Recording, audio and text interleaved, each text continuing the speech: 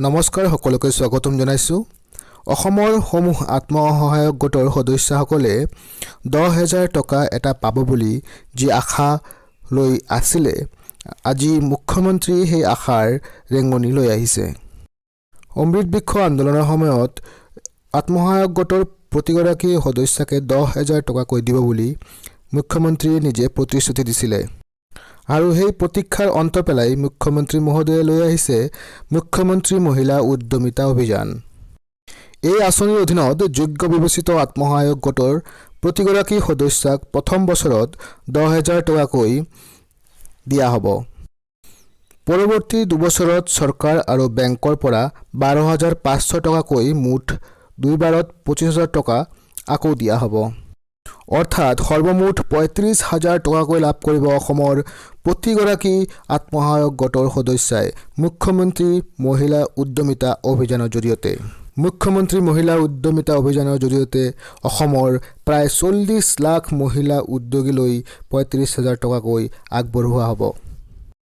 এই আঁচনিৰ অধীনত 10,000 টকা পাবলৈ কিছু চৰ্ত দিয়া আছে।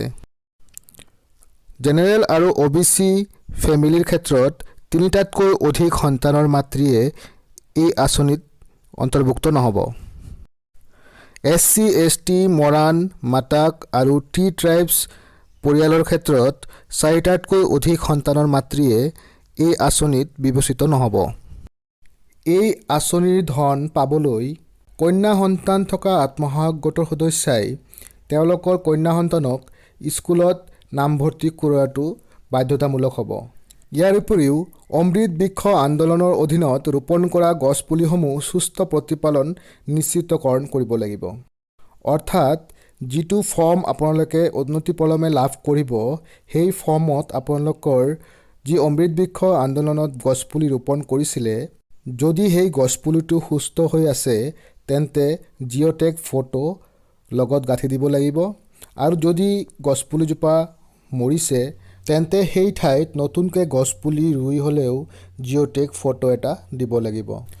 10,000 টকাৰ কাৰণে যিটো ফৰ্ম ফিল আপ কৰিব লাগিব, সেই সবিশেষ ফৰ্ম ফিল আপৰ বিষয়ে নেক্সট ভিডিঅ'ত দিয়া হ'ব।